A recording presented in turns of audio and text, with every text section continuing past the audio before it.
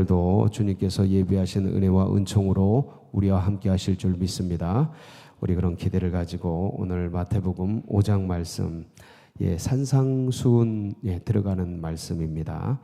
오늘 이제 팔복에 대해서 같이 나누게 되는데, 이 팔복에 담겨진 하나하나의 말씀들은 전에 우리가 같이 또 나누었는데, 전체적으로 이 팔복에서 우리가 무엇을 또 보고 느낄 것인가, 보고 배울 것인가를 같이 나누도록 하겠습니다. 이 팔복과 산상수훈은 구약의 모세의 시내산 언약과 이렇게 비교가 되는 그런 말씀이 되겠습니다. 출애굽한 백성들을 모세가 2달여에 걸쳐서 광야를 지나서 어디에 도착을 하냐면 시내산에 도착을 하게 됩니다. 그래서 시내산에서 주님께서 이스라엘 백성들과 언약을 맺죠. 이게 그 유명한 시내산 언약입니다. 시내산 언약. 그런데 이제 그 출애굽기 19장에 보면 언약에 대한 내용들을 일부 이제 말씀을 해주십니다. 이런 언약이 있는데 너희가 지키면 내 백성이 되겠다 하는 언약의 제시를 하게 되는데, 한번 보실까요? 우리가 잘 알고 있는 내용인데 출애굽기 19장 4절에서 6절 말씀 한번 보시겠습니다. 내가 애굽 사람에게 어떻게 행하였은가? 내가 어떻게 독수리 날개로 너희를 업어 내게로 인도하였음을 너희가 보았느니라. 세계가 다 내게 속하였나니. 그런 거 다 봤으니까 이제 애굽을 이제 10가지 재앙으로 물리치고 너희들을 다 끄집어서 독수리 날개로 여기까지 인도한 것을 다 봤지. 세계가 다 내게 속하였나니 너희가 내 말을 잘 듣고 내 언약을 지키면 너희는 모든 민족 중에서 내 소유가 되겠고, 저 소유가 걸작품이라 그랬죠. 대표작, 주님의 대표작이 되겠고, 너희가 내게 대하여 뭐가 돼요? 제사장 나라. 이제 나라 개념이 나옵니다. 아브라함에게는 개인적으로 한 거고요. 지금 이제 시내산 언약에서는 나라에 대한 민족과 나라에 대한 개념으로 나오게 되죠. 제사장 나라가 되며 거룩한 백성이 되리라. 이 백성도 나라 개념에서 나오는 거죠. 너는 이 말을 이스라엘 자손에게 전할지니라 해서, 이렇게 해서 이제 언약을 제시합니다. 너희가 내 말 잘 듣고 날 잘 따라오면 이렇게 내 소유가 되겠고 거룩한 백성이 되고 제사장 나라가 되겠다 하면서 언약을 제시하고, 이제 20장에 이제 계약서를 딱 보이게 됩니다. 계약 내용. 그래서 20장부터 23장까지 쭉 계약이 내용이 진행이 됩니다. 이 20장부터 23장에 있는 생활 규범이에요. 생활 규범인데, 그래서 생활 규범을 제시를 하고 24장에 계약을 체결합니다. 거기 계약 체결 내용이 나와요. 피를 뿌리면서 계약을 체결하고, 그리고 이제 25장부터 31장까지는 성전을 어떻게 지을지에 대한 성전 법전이 나옵니다. 그래서 그 법대로 따라서 짓게 돼 있는데, 이렇게 해서 20장부터 31장까지 쭉 생활법전, 성전법전이 출애굽기에 등장을 하는데, 이 전체 이 생활법전이 23장까지죠. 그래서 20장부터 23장까지의 생활법전의 엑기스, 요약, 썸머리, 그게 이제 십계명이 되겠습니다. 십계명. 그래서 이 생활을 출애굽한 백성들, 너희들 이제 하나님의 백성이다, 이렇게 생활을 해라 하고 생활에 대한 안내를 쭉 하는 겁니다. 그리고 거기에 대한 이 전체 계약건에 대한 요약을 십계명으로 딱 정리를 한 거죠. 자, 이 십계명은 전체 계명 10가지 계명은 뭐로 압축이 됩니까? 그러니까 전체 생활 규범, 이 법전은 십계명으로 압축이 되고 이렇게 구조가 돼 있어요. 다시 십계명은 첫 번째 계명으로 압축이 됩니다. 나 외에 다른 신을 내게 두지 말라. 유일신. 여기에 이제 나머지가 다 뭐 새긴 우상을 만들지 말아라. 여호와의 이름을 망령되이 일컫지 말아라. 안식일을 거룩히 지키라. 이런 쭉 뒤에 나오는 대신 규범, 하나님에 대한 규범과 뒤에 이웃에 대한 규범, 내 부모를 공경하라, 살인하지 말라. 이거 뒤에 쭉 나오는 이 대인 규범, 그러니까 이웃에 대한 규범들이 10가지가 전부 첫 번째 계명으로 압축이 되는 거예요. 첫 번째가 뭐냐면 나 외에 다른 신을 내게 두지 말라. 이런 구조로 되어 있습니다. 요 신의 산 언약이. 이걸 가지고서 그대로 어디다가 적용을 하면 돼요. 이 신약의 이 산상수훈에다 적용을 하면 되겠습니다. 그래서 자, 주님께서 복음을 막 전하잖아요. 초기에 이제 갈릴리 사역을 통해서 복음을 막 전합니다. 그러니까 가르치시고 전파하시고 고치시면서 수많은 사람들이 주를 따르게 돼요. 그 모습이 마태복음, 이제 지난주에 했던 마태복음 4장 24절 25절 한번 보실까요? 4장 24절 25절. 그의 소문이 온 수리아에 퍼진지라 사람들이 모든 앓는 자 곧 각종 병에 걸린 자 고통당하는 자 귀신 들린 자 간질하는 자 중풍병자들을 데려오니 그들을 어떻게 하셔요? 고치시더라. 이게 힐링이죠. 고치시더라. 그러니까 이제 갈릴리와 데가볼리와 예루살렘과 유대와 뭐 이스라엘 전체죠. 이게 요단강 건너편에서 수많은 무리가 따르니라. 자, 이게 4장 마지막입니다. 이게 4장 마지막이에요. 수많은 무리가 주님을 따르는 거예요. 주님이 사역을 시작하니까, 공생애를 시작하니까 수많은 무리가 따라옵니다. 자, 이렇게 새롭게 주님을 따르는 신약의 백성들을 대상으로 이제 너희들이 유대교에서 나를 따르는 사람들이니까 이제부터는 이렇게 생활을 해라 하고 가르치신 생활 규범이 뭐예요? 산상수훈이 되겠습니다. 산상수훈 마태복음 5, 6, 7장에 걸쳐서 쭉 진행이 되죠. 이 산상수훈을 전체를 압축한 게 뭐겠습니까? 팔복이죠. 똑같은 구조로 되어 있어요. 팔복의 내용은 한번 보실까요? 심령이 가난한 자는 복이 있나니 천국이 저희 것이며. 이 심령이 가난하다라는 것은 물론 이제 육체적 배고픔도 포함이 됩니다. 그런데 그거보다 더 하나님 나라를 향한 갈급함, 목마름 이런 것이 되겠습니다. 그러니까 주님 나라, 주님의 교회, 주님의 백성, 잃어버린 영혼을 향한 애틋한 마음, 결핍, 가난이라는 게 결핍과 배고픔, 소유의 부족 이런 거잖아요. 그래서 그 잃어버린 영혼들을 향한 하나님 나라를 향한 이런 배고픔 그런 것들이 되겠습니다. 이런 거를 가진 자는 뭐가 있다고요? 복이 있나니. 그게 복이라는 거예요. 그런 배고픔, 주님 나라, 주님의 교회, 주님이 영혼, 주님이 맡겨주신 사명 이런 것들을 향한 이 목마름, 배고픔 해내야 되는데 더 해야 되는데 주를 위해서 이렇게 주를 위해서 그것들을 이루어야 되는데 이런 어떤 애틋함, 배고픔, 결핍 이런 것을 가진 자는 이 복이 있다는 거예요. 그래서 결국 천국이 주어지는 거죠. 그 복 안에 애통하는 자, 이 애통하는 자도 비슷한 개념이에요. 이 애통하는 자, 잃어버린 영혼을 향한 애통, 그 무너진 곳을 향한 애통, 교회의 무너짐을 보면서 애통하고 그 다음 세대가 아주 그냥 정말 미전도 종족처럼 되어지는 이 일들을 보면서 마음이 쓰리고 아프고 애통하고 이제 이런 애통이죠. 근데 주님의 마음이죠. 주님의 마음. 주님이 우리를 향한 이런 애통을 가지시고 결국은 보좌를 버리시고 이 땅에 내려오시잖아요. 그래서 그런 애통, 그런 것들, 이 애통함을 가진 자들은 복이 있나니 뭘 받아요? 하나님의 위로를 받는 거죠. 하나님의 위로 만져주시고 내가 네 마음 안다. 네 눈물이 내 눈물이다. 그렇게 위로를 해주시는 그것들. 온유한 자는 복이 있나니 뭘 받을까요? 땅을 기업으로 받을 것이요.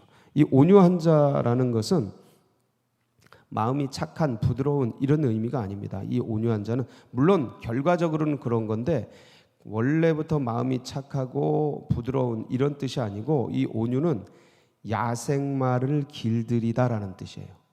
원래 뜻이. 그래서 내가 원래 거칠고 원래 성품이 막 그냥 과격하고 그랬던 원래 성정이 그런 사람인데 주님을 따르고자 주님을 사모하면서 주님 나라에 해가 되지 않도록 나를 어떻게 한 거예요? 나를 어떻게 한 거예요? 갈고 쪼이고 닦고 깎고 해서 뭐해진 거예요? 온유해진 거죠. 온유해진 거예요. 부드러워진 거예요. 그러니까 내공이 굉장한 거죠. 왜냐하면 다 깎인 상태로 이제 부드러워진. 그래서 모세를 보면 온유함이 이 땅에서 승한 자다 이렇게 산전수전 공중전 다 겪고 왕자에서 양치기로 이렇게 아주 그냥 모든 걸 다 겪으면서 야, 이 땅에 아무것도 없다 다른 것 없다 하고 이게 평정심이 된 상태 이제 그런 상태라고 이제 보시면 되겠습니다. 그래서 그런 자들에게는 땅을 기업으로 주신다라는. 그 다음에 의에 줄이고 목마른 자. 의가 뭡니까? 하나님 나라죠. 의는 옳은 하나님이 보시기에 옳은 상태. 의예요. 정의죠. 바르고 옳은 정의. 이 정의는 인간들이 말하는 여론에 의해서 어떤 사람이 옳다라고 말하는 그런 주장에 의해서 된 게 아니고 온 역사 속에서 보기에 바른이에요. 그러니까 창조 질서에 맞는 이런 의미가 되겠습니다. 그 의에 하나님의 의, 하나님 나라를 향한 의에 줄이고 목마른 자는 복이 있나니. 얼마나 사모가 됩니까? 이 땅에 무너진 현실들을 보면 얼마나 불의와 부정의가 난무합니까? 이런 세상 속에서 하나님, 주님 이 땅의 의를, 하나님의 의를, 공의를, 정의를 베풀어 주소서. 그래서 공의가 하수같이 정의가 강물같이 흘러가는 그 땅을 향한 그 목마름을 가진 자들에게 하나님께서 배부르게 하실 것이라는 겁니다. 여러분, 주님께서 이거 주십니다. 배부름을 주십니다. 계속해서 달려가는 겁니다. 긍휼히 여기는 자는 긍휼히 여김을 받을 것이요. 긍휼은 참 이게 애틋한 그냥 불쌍히 여기는 마음이에요. 다른 게 아니고 그냥 헤세드의 원천이 사랑의 원천이 뭐냐면 긍휼이에요. 긍휼, 가엾이 여기는 거예요. 근데 이게 가엾이 여기는 이 본질적인 마음이 그러니까 애가 이렇게 넘어져서 이렇게 아기가 넘어져서 뭐 이렇게 있으면 그걸 그냥 가엾이 여기는 마음, 이 순수한 마음인데 이런 마음이 있는데 이게 다 사라집니다. 점점점 완악해져요. 사람이 인생을 살아가다 보면 삶 속에서 이거 치이고 저거 치이고 가엾은 사람 도와줬는데 도리어 보따리 내놓으라고 당해보고 아이고 뭐 이런 사람 저런 사람 도와주다가 자꾸 이게 이제 점점점 그런 것들을 끊어내고 뭐라 그럴까 이제 긍휼 그러니까 완악해지죠. 근데 이런 마음을 계속 가지고 베풀고 이 세상이 그럴지라도 계속 긍휼히 여겨주고 그런 사람은 하나님의 긍휼을 받습니다. 하나님의 긍휼을 받아요. 이게 약간 미련한 사람 같고 어떤 면에서 보기엔 부족한 거 아닌가 이렇게 보는 사람도 있는데 그게 아니에요. 성인들을 보면요 약간 미친 사람들 같았어요. 이해가 안 되는 사람들이에요. 그런데 그들 가슴에 이 긍휼이 있었던 거예요. 긍휼. 하나님이 나를 긍휼히 여겨주셨다. 이거. 그래서 나도 긍휼히 여기자. 이 남들이 뭐라 그러든 뭐 욕을 먹든 뭐 하든 미친 사람으로 보든 이게 끝까지 이걸 품고 가는 거. 하나님이 그렇게 보십니다. 마음이 청결한 사람이 깨끗한 이 참 청결을 유지한다라는 게 이게 쉽지가 않아요. 어린아이 마음 같은 거예요. 이게 마음의 청결한 거. 어린아이 마음을 생각하시면 됩니다. 그 마음. 우리는 너무 많이 계산기가 들어가 있죠. 이미 어른이 됐잖아요. 계산기가 들어가 있어요. 계산기가.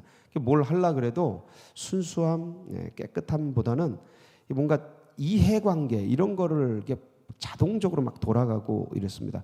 그거를 뭐라고 하는 게 아니고 그래야 이제 또 세상살이를 해내고 어떤 삶을 풀어가고 난제들을 해결해가고 하는 것들이 있기 때문에 그런 마음, 그런 어른스러운 마음들을 뭐라 하는 게 아니고 순수함을 잊어버리지 말라라는 거예요.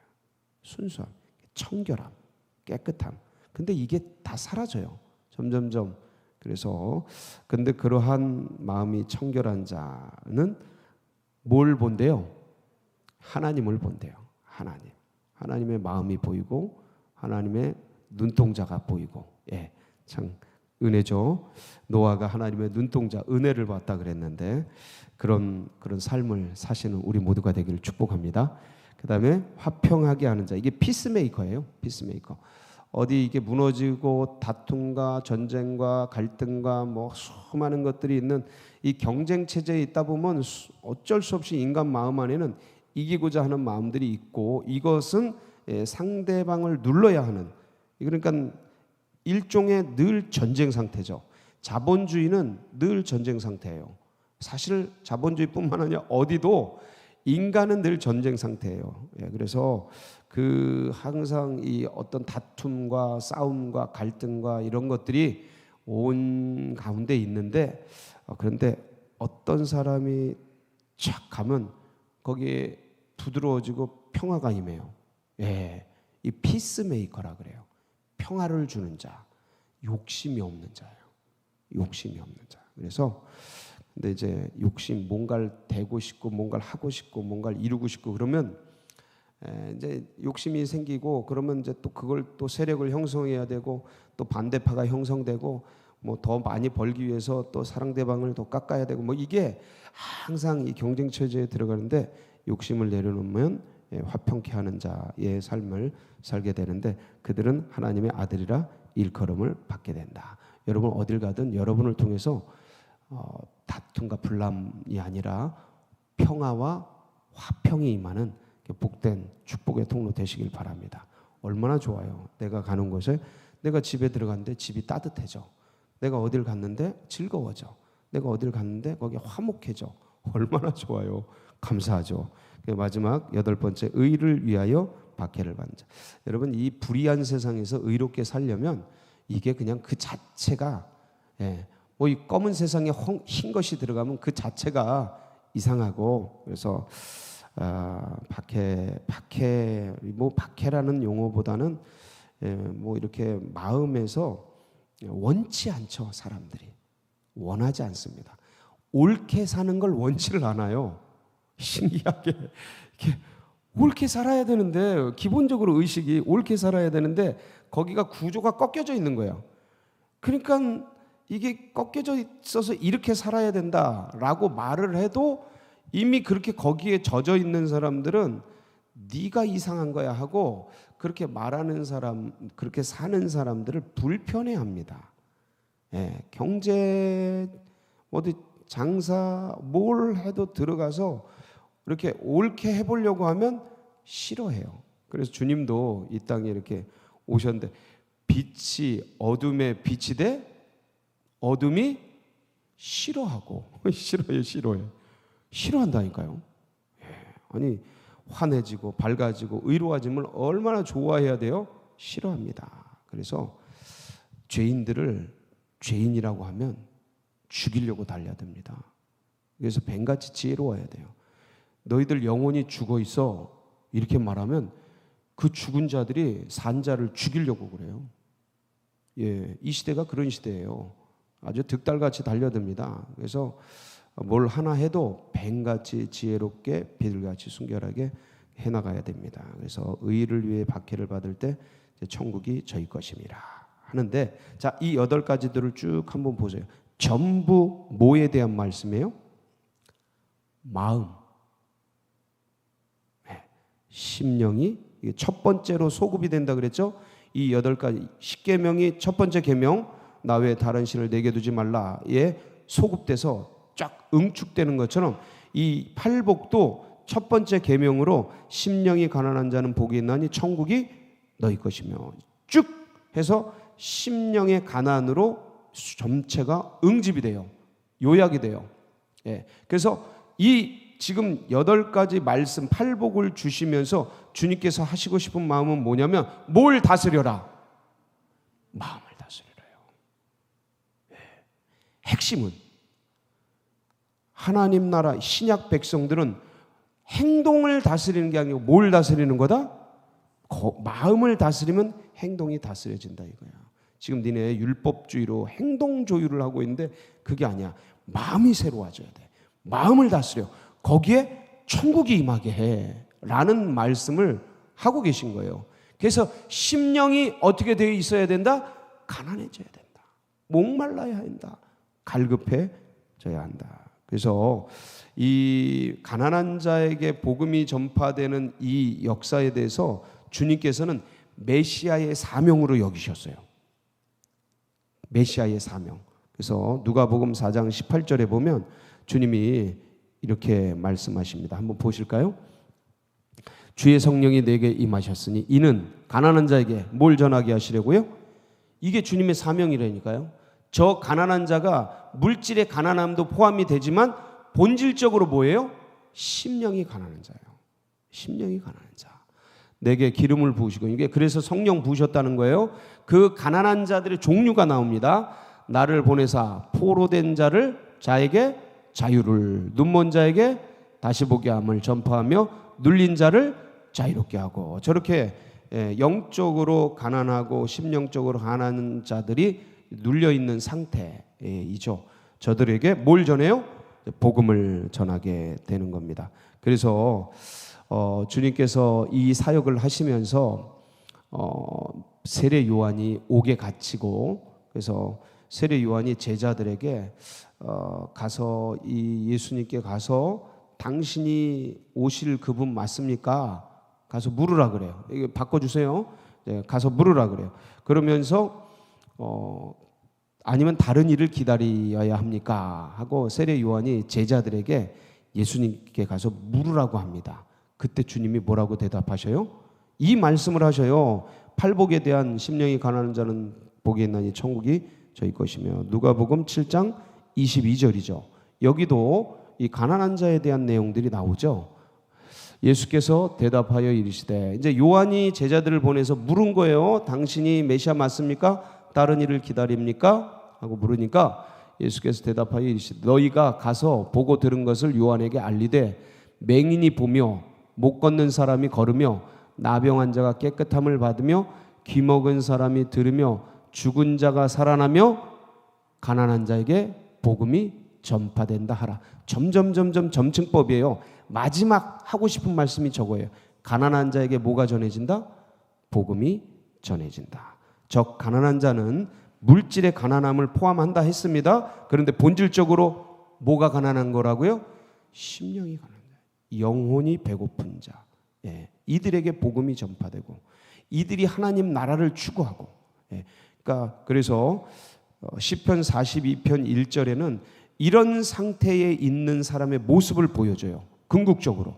한번 보실까요? 시편 42편 1절. 하나님이여 사슴이 시냇물을 찾기에 갈급한 같이 내 영혼이 주를 찾기에 갈급하니이다. 이게 심령이 가난한 거예요. 여러분, 그러니까 이 만족하고 지족하는 것과 가난함과 갈급함, 요 사이에서 보면 바울이 그런 얘기를 합니다. 나는 일체 비결을 배웠다. 그러면서 빌립보서 4장 11절 12절에 이런 말씀을 하시지 않습니까? 내가 궁핍함으로 말하는 것이 아니니라. 어떠한 형편에든지 나는 자족하기를 뭘 배웠어요? 자족. 스스로 만족하는 거예요. 자족. 어떤 상태에서 자족하기를 배웠노라. 나는 비천에 처할 줄도 알고 풍부에 처할 줄도 알아. 모든 일 곧 배부름과 배고픔과 풍부와 궁핍에도 처할 줄 아는 일체의 비결을 배웠노라. 이 자족과 만족은 무슨 만족이에요? 세상의 소유, 세상의 물질, 세상에 있는 것에 대한 만족을 얘기해요. 그런 게 있든지 없든지 나는 누구로 만족한다? 하나님으로 만족한다는 지족을 얘기하는 거예요, 이건.